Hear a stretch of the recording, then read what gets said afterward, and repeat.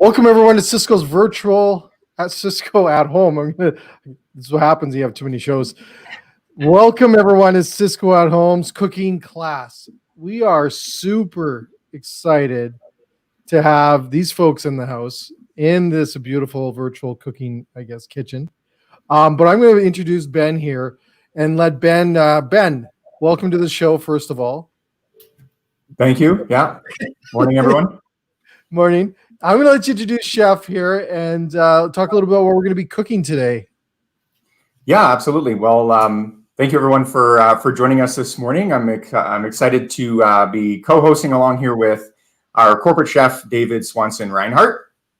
Chef David has cooked in a number of positions across Alberta and has spent many years as our corporate chef here in the Calgary market and in the Alberta region. So with that, I will pass it off to Chef David. Good morning. Good morning, everyone joining us live through our different feeds on YouTube, Facebook, and LinkedIn. It's my pleasure to be here today talking about some different ideas for pulled pork. A lot of times when people come to us and they say, we want to buy restaurant quality products, but we're just a little bit worried about the different pack sizes and things like that. So we just want to be able to show you some alternative ways to use these products. So it's not just pulled pork on a sandwich. You have a multitude of different ideas. So I'm going to get started on the first dish. I'll let Ben talk about what that's going to be as I prepare the last ingredients, and then we'll come back to the cutting board and we'll plate it up. Yeah, thank you so much, Chef. Yeah, we're very excited for the first dish here. So we have a barbecue pulled pork rice bowl with black bean and avocado. So what Chef has done here is cooked the rice ahead of time, got that all ready and situated. And then with that, he's reheated that pulled pork. So the reason we like this particular product is it is a safe sous vide product. So when we look at products that we're looking at using for at-home customers, because you're getting that restaurant quality product, you're insured of the safety of it. So the company that produces that for us here at Sysco does a technique called safe sous vide. So that product always comes fully cooked, ready to go. So for yourself, you can pull that product out of the freezer, thaw it out, and then use what you need in any reheating method. So oven, you can use that on the stovetop, in a pan. You can even microwave this product. But Chef here has reheated it. He's got the rice ready there to go, and he's going to build a bowl with it. So one of the reasons we also love this dish, and Chef can mention it there, is, you can really compartmentalize this. So, you're adding different ingredients.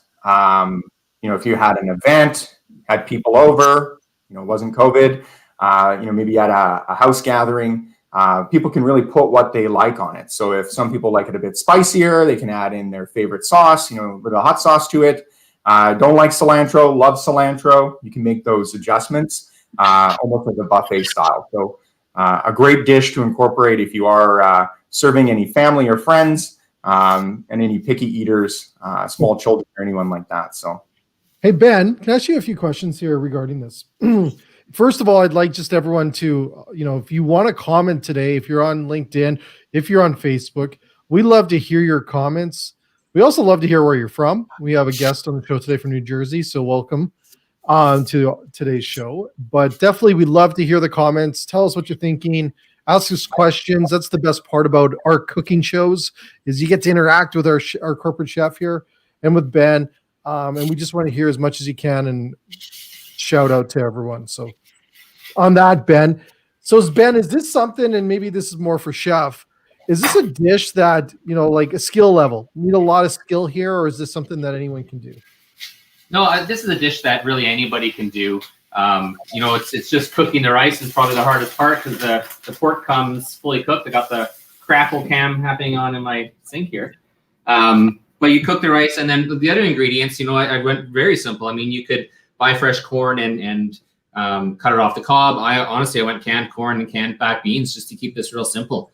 On weeknights, you just don't have a lot of time to do a lot of prep often for dinners, and you want something quick. So cook the rice, 20 minutes later. The pork's already done, so we're going to crisp it up, and then I'm just going to quickly assemble it. So I got the black beans, corn, pulled pork, a little sweet pickled onion, some avocado. And again, like Ben said, this is really easy to do for kids, right? Because they can kind of add what they want. The parents can kind of slide in there and put the things that they want them to eat in it.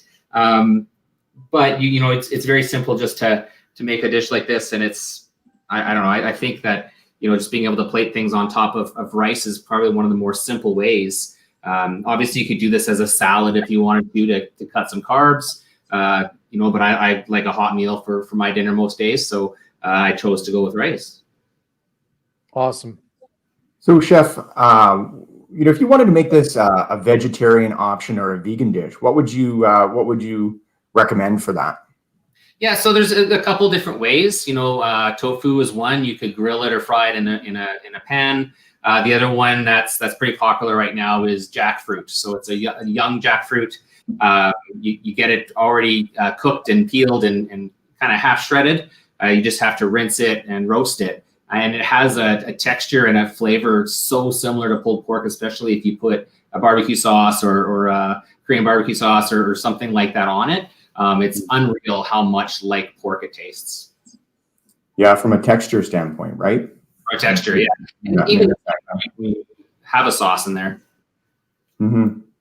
Yeah, I always find the jackfruit can be a bit sweet, so I like spice, and that's what I would choose with a jackfruit to kind of balance that sweet flavor. But you could really play around with any flavor there. So, Ben, we get a question here from Sherry. Is this something that you could stuff all of that cool stuff, that amazing ingredients into a tortilla or a pita? Yeah, absolutely. Make that into a quick burrito or bake it with some sauce, enchilada style. You could put all these things on a pizza crust, right? You put the avocado on when it comes out of the oven and have it that way. So you can take these ingredients and you can have a rice bowl one day, and then maybe on 2 days later you have a burrito. 2 days later you have a pizza. So you can do the prep once, and then you have kind of 5 to 10 minute meals the rest of the week. Yeah, it also works well as a packed lunch too, because you could have all of those ingredients, minus a bit of the softer stuff, and microwave that on your lunch break, and away you go. So, yes, good option that way. Awesome. So what's next, Chef? Sorry, I'm just gonna move that away here. I disappeared when you said what's next, like running away or something. I think you were. So the next one we have is a pulled pork banh mi.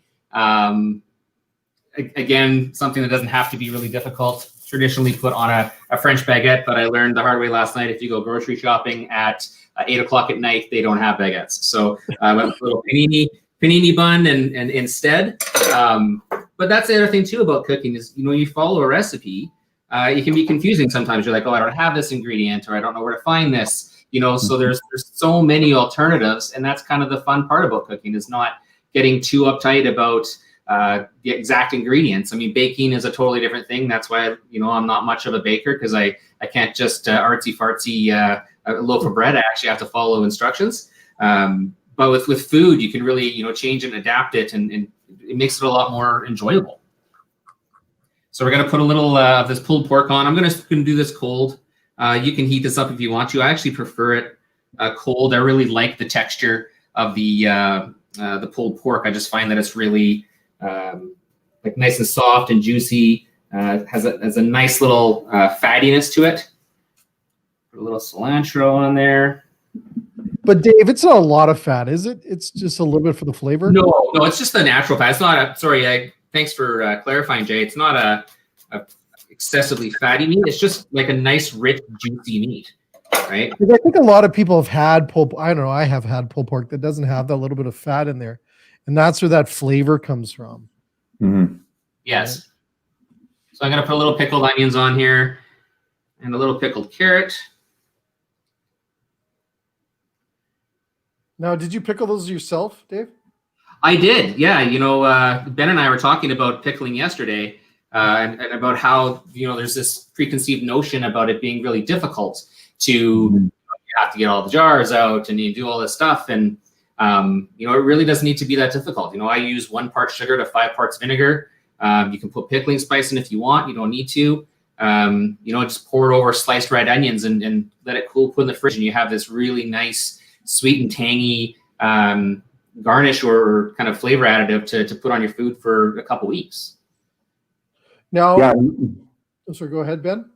No, I was going to say, you could pickle lots of things. We know onions, the kind of standard, pickling ingredients, but sometimes even those bag salads you pick up in any kind of retail environment, you could even pickle those, if it was running a bit long in shelf life. So as long as it's heartier, things that have kale, carrot, and that kind of assortment, pickles really well. So, Is it hard to pickle onions, Dave? No, Sure, no. sure, you got a question here.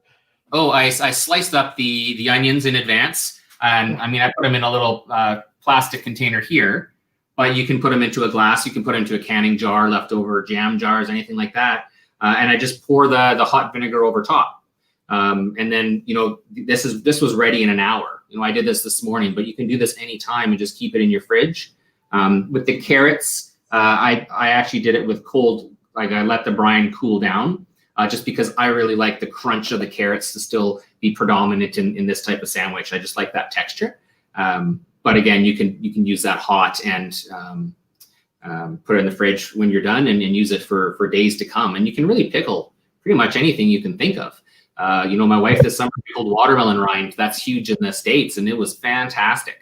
And it's another good way to utilize food waste. You're using most of the watermelon rather than just eating the red and adding a whole bunch of compost or garbage.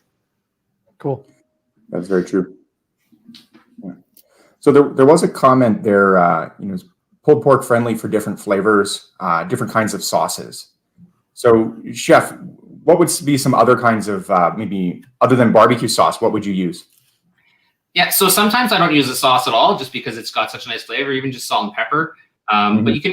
I can't think of a sauce that you couldn't use, right? You could go with a different ethnicity sauces that are out there. We've done curried pineapple with pulled pork. We've done tomato sauce with pulled pork on a pizza. Teriyaki. There's really not a lot of things that you don't like. Jeff, Ben, and I were talking, I think last week about like a creamy pasta with a barbecued pulled pork on top of it, and how incredible that is. I love it with Caesar salad. It's just something about the creaminess of either a Caesar dressing or a Alfredo sauce that just really makes the flavors in this pulled pork kind of punch. Yeah, no, that's really well said. Fantastic. Awesome. So what's next? Next, we're gonna have a little interaction here with Ben.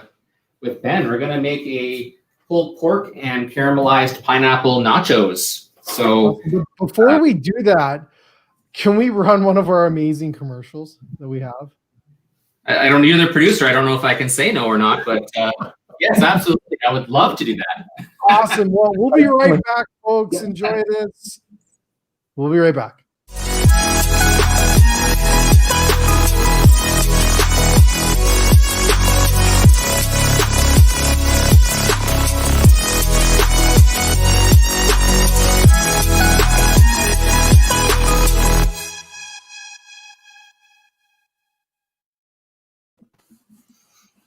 That really was fast. Was that fast? Yeah. Fantastic. Yeah, no, that was great. So welcome back, everyone.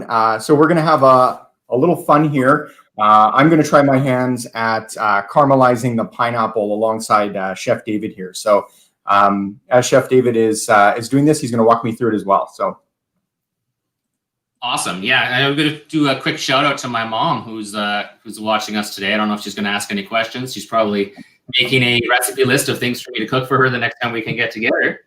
Hi, Mom. Yeah, and my wife's out there too, so she's probably not happy that she's working away from the home today. I bet she wishes she was still working from home so she could eat some of this delicious stuff today. So there's going to be leftovers. What's that, Ben? I said I'm sure there's going to be leftovers. I'm sure. Yes. Yeah. Absolutely. So we're going to make caramelized pineapple and pulled pork nachos. So again, one of the great things about pulled pork is it's already done. It's already cooked, right? So you lay some nacho chips out here. Sorry, I'm going in the wrong order. Gonna put, whatever cheese you have. I had mozza, but you can use a shredded cheddar or marble or jalapeno Monterey Jack or really anything you want. You have some fancy cheeses you don't know what to do with to kind of utilize. Go ahead and throw them on. We're gonna put a little pork on, and then while you can get all these kind of cheeses at Sysco Home, am I correct? Yes, you can. Yeah. So we have a number of different shredded options on Sysco Home, as well as the block cheese. So you could buy that, shred it yourself. Lots and lots of cheese options on there. So. And sorry, while we're doing this, the first thing you do is, and we're gonna get Ben to do kind of live for us, is just with canned diced pineapple in a frying pan over a medium-high heat. You're just gonna caramelize it. So really, all you're doing is bringing those sugars and that wonderful flavor out. So maybe we can switch to Ben to see how he's doing. So what I've done here on instruction from Chef David is I've drained the canned pineapple. Now you could obviously use fresh pineapple, but canned works fine. So the pan's on medium-high heat here, and I'm just going to put these in here. Like Chef said, just kind of fan them out, as it were, get it ready, and then essentially set it and forget it. We'll come back here in a minute and see what's going on there. Hey, Ben, we got a great question here, and I'm going to ask the same question from Melissa. Can you freeze cheese? So certain cheeses you can freeze. There are some of the mozzas you purchase from Sysco at Home, they can be frozen. Sometimes when you do freeze cheese, it can get there's a bit of moisture in there, so that's something to be mindful of. That's why I say some can and some can't. But you can freeze some of the cheeses. Cool. Yeah, and I feel like you have more luck if you shred the cheese first. So some of the cheese with more moisture, sometimes cheddar goes kind of weird when you freeze it, but I actually just use it frozen. So if I want to make nachos or pizza or something like that, I'll just have the cheese frozen, so I can buy a big bag of it, at a way better price, and then just take it out as I want, right? So I don't have to worry about it taking up a lot of space in my fridge or potentially getting buried behind all the experiments from my children. I'm moldy, and it's a great way to be able to utilize a large bag of cheese. Awesome. So Ben, how's it going over there? I'm glad you're cooking and I'm not. Well, I'm definitely not a pro at cooking for food, so this is good. This is in my wheelhouse. This isn't too demanding. So you can really start to smell the flavors, though. It smells like pineapple, but it's starting to get that kind of sweet smell. So. Yeah, just caramelizing it up is such a nice flavor. In the summertime, we peel and put on the barbecue a whole pineapple and just let it kind of slow roast there, and the flavor is just so intensified, the sweetness. But again, it's winter, and I like the ease of comfort of being able to cook things fast and simple. So we went canned pineapple today. So the nice thing about this too is you can kind of forget it, Ben. You can kind of just leave it sit there for a little bit, and then the sugars will caramelize as you go. Just kind of taking a look at it every so often. Dave, I have a question for you. And first of all, thank you for everyone across the world that is watching us today, especially from Saudi Arabia and France. So welcome. Dave, can you use the water or the syrup that the pineapples come in to cook the pineapple with? Because I drain it. Yeah, I drain it. I actually just drink it, or I put it into a smoothie or something like that. But okay, cool. You can, but I think it's a little bit quicker just to let the drained pineapple caramelize in the pan. Okay. I never knew what to do with that, other than just drain it. Yeah, I think a lot of people, just pour it down the drain, which is unfortunate because it's just pineapple juice, right? So it's pretty nice for kids' smoothies, or if you want to make yourself a fun cocktail in the evening. So with caramelized, so if I had this already done, Chef, off to the side, it's just something I could add right to the nacho. We could put this on other dishes like we've already had, right? Any of the sandwiches, even on the rice bowl we first did. Is that correct? Yeah. And there's a couple more dishes we're going to show a little bit later on today, and I would absolutely put that on there as well. It's really nice when it's fresh, but again, you can caramelize up the whole can, put it in the fridge, and use it up. You can even caramelize it, kind of mash it up with a potato masher, and you have a caramelized pineapple jam to put on your toast in the morning. So you can really get a lot of use out of this one can. We'll have to have you back for everything you can do with pineapple. It's a good show. And Ben, you can buy pineapple from Sysco Home in a can. Am I correct? Yeah, correct. We have it in. We actually sell them in a 3-count on Sysco at Home. Of course, you'd have to check your local site. So your local Sysco at Home in your area. But on SyscoAtHome.com, it'll click. It shows all of the sites that are available across Canada. There's 15 locations, so there's one close to you, and we sell it in canned, frozen, and in the whole traditional pineapple. Awesome. So while Ben's finishing up that, so I put the pork on top of the cheese just because I want to get a little bit crispy. And so with the magic of television and not having to wait, 7 or 8 minutes for the pork for the nachos to come out, we have it right here. So again, nice crispy little bits of pork, a little bit of melty goodness on the cheese. Because it's pulled pork, I'm going to make these a little Southwestern. You don't need to. You can make them kind of traditional, but put a little corn, black beans, a little bit of diced onions. Looks good, Dave. A little tomato on there as well. Wow, does that ever look good, hey? Yeah, and it's so simple. It's funny, as a chef in the industry for many years, I didn't have great eating habits because you work and you come home late, and nachos were kind of always my go-to meal for the late night snack. So I always had things like the frozen cheese or cooked ground beef or cooked pulled pork in my freezer, kind of at all times, so that I could quickly make a dinner, so to speak, for myself. I've gotten a lot better with my eating habits since, but so yeah, very, very, very simple to produce. Quick meal, snack, game day. I don't know what sports are happening now. I'm not a sports guy, but if you want to watch a movie and eat these two, that's just as good. I joke, go sports, because I never know what's happening out there, but a great meal to have anytime. Dave, I have a question for you, just on the cooking of it. How do you not burn nachos in an oven? Do you put it in the bottom, top, broil, non-broil? Honestly, I don't use broil because I find that it's a little bit too touchy, I guess. I put it at a high heat. I mean, these are only in at 350. Typically, I do 400 because I want the chips to get a little bit of toastiness on it. It's really just keeping an eye on it. So putting a timer on, checking them every so often, not having them too deep. Sometimes people like the big ones like this, but by the time the cheese and the inside's melted, the outside's a little bit browner than what I would like. The other nice thing too is I use parchment paper. I'm not a big fan of doing dishes, so laying some parchment paper in there makes clean up a snap. And they don't stick to it if you get a good silicone paper. It's just going to peel right off. So sometimes people use a paper or something like that on the inside, and they stick really bad to it. Whereas parchment, it doesn't. I mean, you can take it right off this, slide it onto a plate, right? Or serve it in there, kind of pub style. Very cool.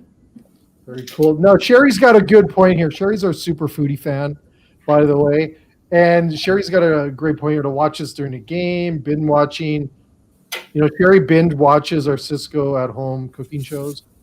But it's definitely a great idea there, Sherry. So thank you. Awesome stuff. Lots of great comments here. So thanks again for everyone. Keep them coming. Keep asking us questions. Right? You get to interact with a corporate chef. It's pretty cool. This is looking pretty good over here, Chef. Yeah, I was just wondering. The smell must be amazing. Yeah, it's starting to smell really good. I'm starting to get all that kind of golden brown on there.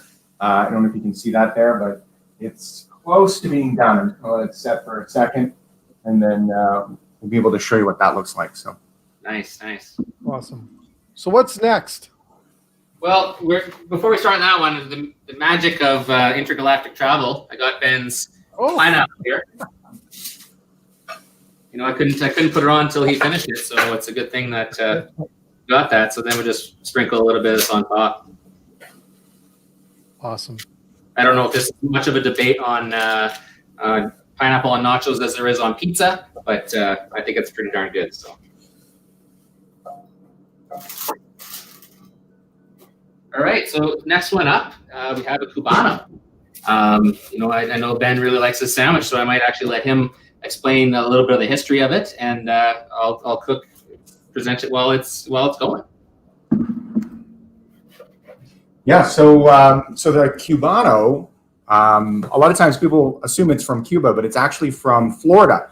So it was originally a sandwich that was traditionally eaten by workers in the Key West, Florida, Tampa, Florida area. So there's various versions of this sandwich. So if you order this sandwich in Key West, you're going to have traditional ingredients plus tomato and lettuce. Whereas if you have it in Tampa, it wouldn't have that. So kind of a regional cultural dish for that area, and it's really traveled around the world now. So Cubano sandwiches really had a popularity on a lot of menus and restaurants. That's waned a little bit. So it's a great dish for at home now. It's fantastic to use traditionally with ham, but you can use pulled pork. You could do a pulled chicken. You can really change it up with a lot of different varieties. So, Jay, if you just want to pan to this camera here, I've got the caramelized pineapple there. You can see the little bit of brown caramelization that's happened on there, and the smell is just unreal. It's just fantastic. So hopefully you can see that there. That looks good, Ben. You can even fold that into vanilla ice cream. Have a caramelized pineapple ice cream, make yourself super fancy, right? Yeah, that's a great idea. I love that with the pineapple rings you get in the can. You can caramelize those and put it on ice cream. It's fantastic. Yeah. Very, very good. So the Cubano sandwich is traditionally made on a bread similar to a French bread, but they actually put a little bit of lard in it. So it's a very specific bread, and I think they actually make it daily down in Florida for this sandwich. So without having to make the bread, I just have a way of doing this sandwich to kind of mimic that flavor and texture. So again, I go to my friend Mr. Parchment Paper here. So why put it on parchment paper? What is the? So the parchment paper. So I'm actually going to butter this, so I don't want to make a mess in my oven. But one of the great things about parchment paper is that you can actually use it. Sorry, the silicone parchment paper. You have to make sure you have the stuff that's good. You can actually put it in a panini press, and you still get the grill marks, and you don't have any mess in the press itself. So you just roll it up, and I've done this before where I've pre-made a bunch of sandwiches, for the busy lunch rush. You just roll it up like this. So now it's going to keep all of that butter inside, and it's going to crisp up really nice. Years ago, I actually had a steward tell me that you can lay this in our big, huge frying pans that we have at work and grill off chicken. And actually, I didn't know that at the time, so I was pretty thankful. And you can actually mark chicken, and it gets browned through the silicone paper, which is something that at that time I hadn't thought was possible. But it's good. And then panini press is what I like, because you get that nice kind of squished down sandwich. I don't have one. So I just put it in my oven. Yeah, you can put this on a griddle or anything like that, electric pancake maker. Kind of what you have, right? You have to adapt sometimes depending on what's in your kitchen. And this sandwich is pretty good for that. Pretty cool. Yeah, that's a great idea. Ben, you can get this kind of parchment paper at Sysco at home. Correct. Yeah, some sites do carry that parchment paper. Yeah. Okay, awesome. Yeah, now, you said, because I've used some parchment paper that burns, but you said silicone. Is that kind of the key, Dave?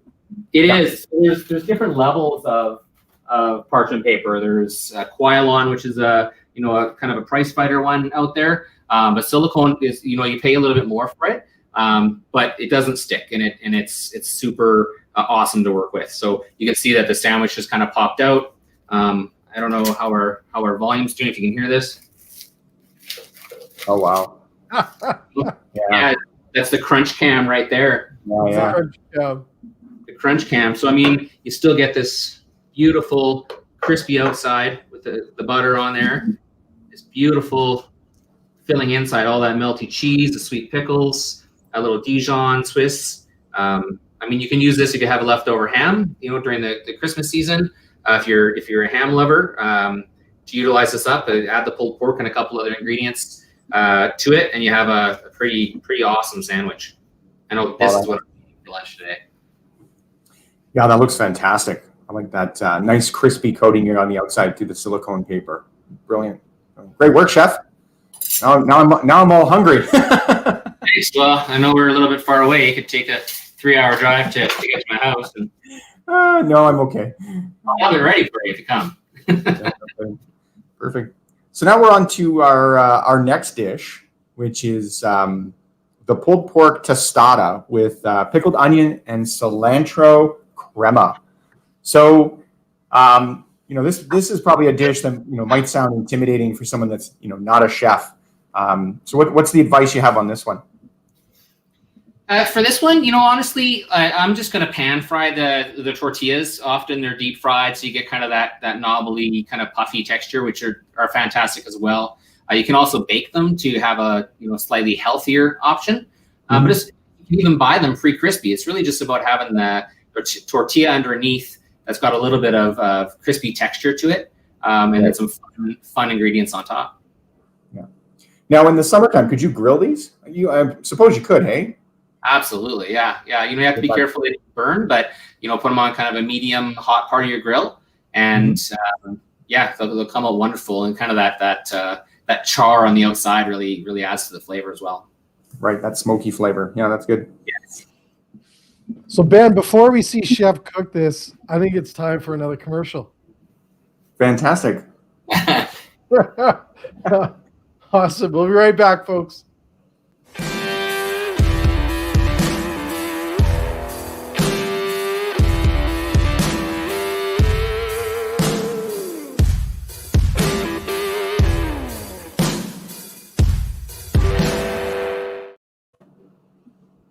Hey, Ben. Yeah. I have a question for you because that just showed a beautiful steak there. Sysco at Home carries a ton of amazing steaks. Am I correct? Yeah, that's correct. Yeah. So, all of our steaks come pre-sliced. So, in different, ounce sizes. So 6, 8, up to 12, and then some even larger, depending on the site. But yeah, all of our steaks, are aged. They're actually a wet age process for 21 days. So you're getting a nice tender steak every time when you're purchasing them from Sysco at home.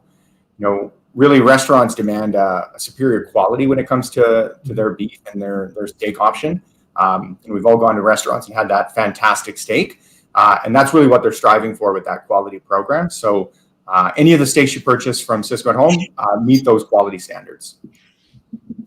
That's the secret, eh? Because when I come home and I go to the grocery store and I grab one, I bring it home, I'm like, it doesn't taste like what I get in a restaurant. Yeah, retail does a good job, but they don't tend to age their steaks long like restaurant suppliers do, and so Sysco ages some of the longest time in the industry. So it's a cost that the company takes on, but it's a cost that we're happy to absorb because of the quality that you get from that steak when it is aged. That's awesome. You know what? And I'm going to say this spring, I'm hoping we'll have a big barbecue show on our cooking classes to show everyone to cook steaks. Love it. I'd love to be the eater of that one. So, all right, Dave, let's see this pork tostado. All right. So I'm just crisping up the tortillas here quickly.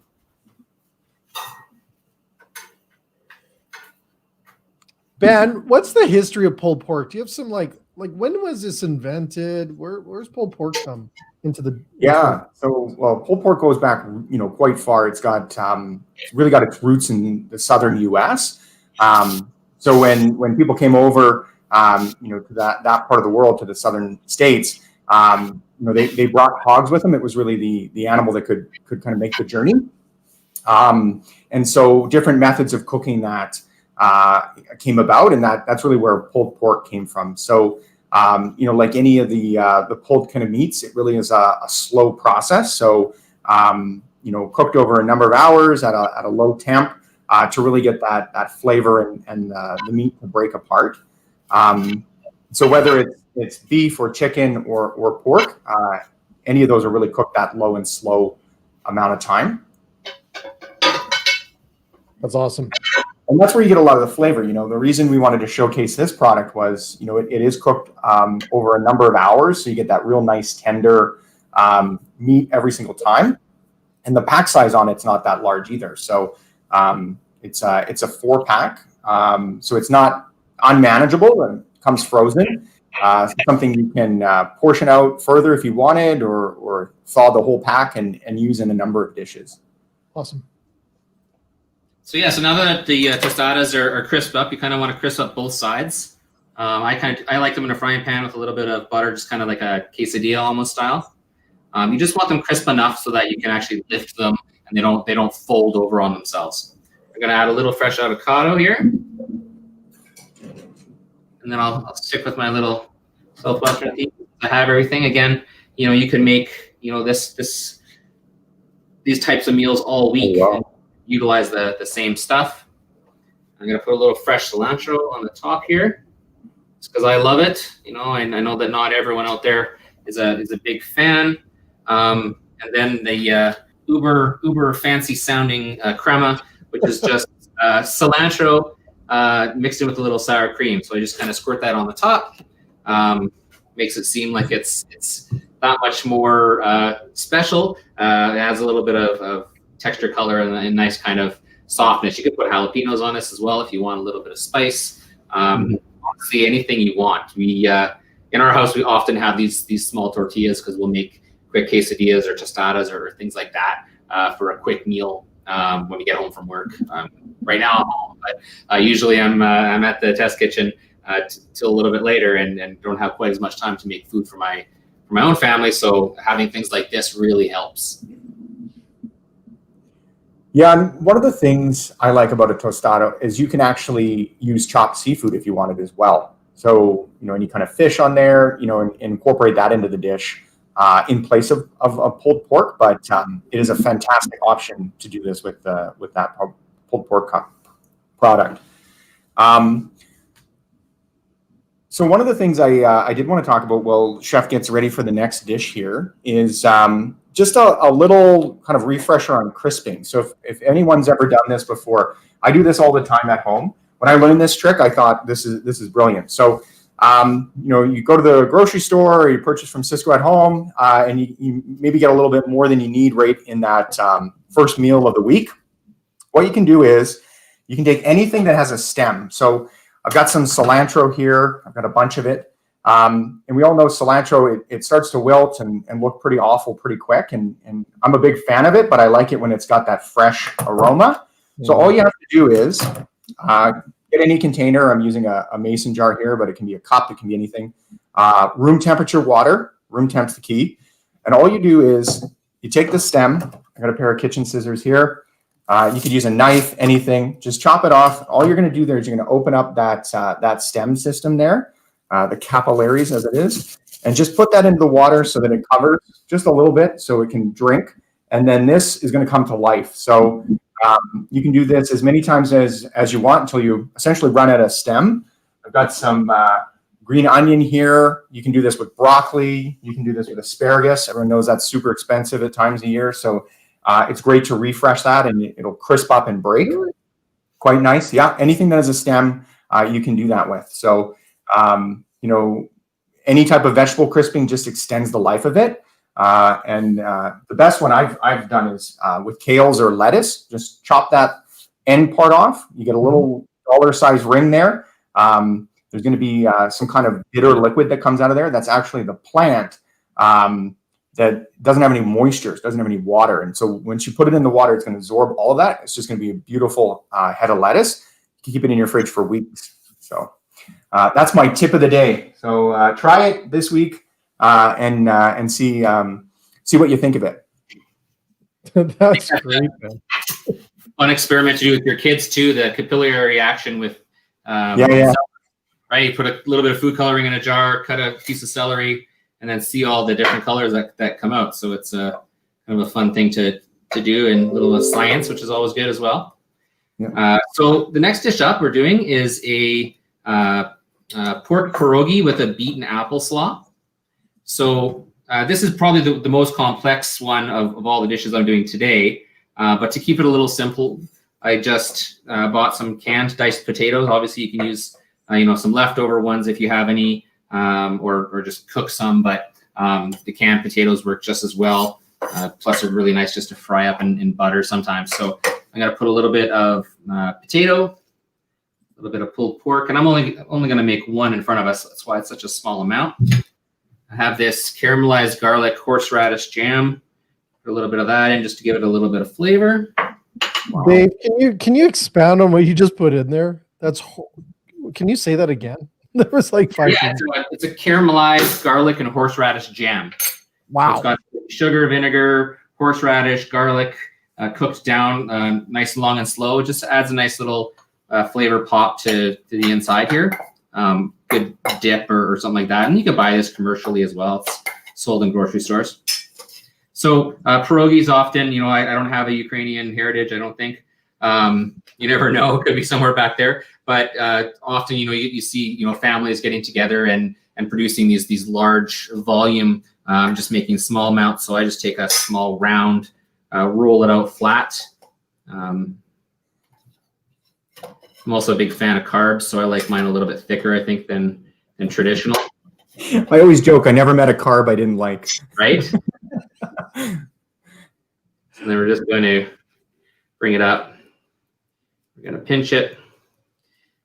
And this is you can use a cutter, like there's circle cutters, and there's, the apparatus that you can kind of fold. I kind of prefer it like this. I kind of like it all knobbly and rustic. You can have it like this, put it in a sheet pan in your fridge or your freezer, freeze them down until they're ready to cook, and just drop them in boiling water. And then. So Ben, we see pierogies as a huge trend right now. People are using them. Why do you believe that's the case right now? They're delicious. I think that's a given, right? Good answer. They're so versatile, right? Kids love them. They're great for the whole family. They cook really quite easy. They're not there's no kind of laborious thing you got to do. So whether you're purchasing a store-bought pre-made one with unique flavor, or if you're making one at home like Chef David's doing here, the whole family really enjoys pierogi. I think that's where the success has come from. And then just out in the greater market, I think they make a lot of sense, right? I've seen pierogi pizzas. We've seen pierogi poutines, with the cheese and gravy, and just getting really creative with different options and different ideas around pierogies. Awesome. Yeah, pierogies are sorry, go ahead, Dave. Pierogies are kind of one of those fun things that you can really put anything you want in them, right? And I think traditionally for so long people expected, sauerkraut or potatoes or cheese and cottage cheese, and those are fantastic. So hopefully I don't get any angry emails from some of the Ukrainian and Polish families out there. But it is really nice to be able to put some different ingredients in. Yeah, it's a take on traditional comfort food too, right? When we think of pierogies, we think of that, that traditional kind of heritage, that comfort food. But now with new and unique ingredients, it's an elevated dish, right? So we see it on high-end menus, we see it in the house. It's kind of universal in that regard. Absolutely, and the slaw again doesn't need to be difficult. I used canned beets, so I didn't have to cook them. I just sliced them up. Little Granny Smith apple, and then this is a hatch chili dressing from Hellman's. Dave, you said canned beets? Sorry? You said canned beets? Canned beets, yeah. Okay, cool. I'm just gonna. Oh, yeah, that looks good. Up here. Looks Doesn't awesome. that fantastic, hey?